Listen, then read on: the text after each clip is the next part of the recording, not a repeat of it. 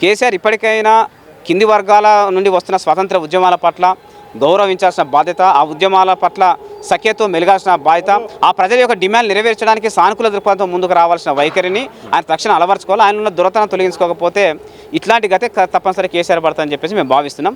ఇక రెండో విషయం ఏంటంటే మందకృష్ణమాదిగ గారి నాయకత్వంలో 30 సంవత్సరాలు పనిచేసిన ఉద్యమకారులు చాలామంది ఉద్యమాన్ని వదిలి వెళ్ళిపోయిన వాళ్ళలో కొంతమంది అలసిపోయి పక్క తప్పుకున్న వాళ్ళు ఉన్నారు. వాళ్ళ పట్ల మాకు ఉద్యమానికి గౌరవం ఉంది.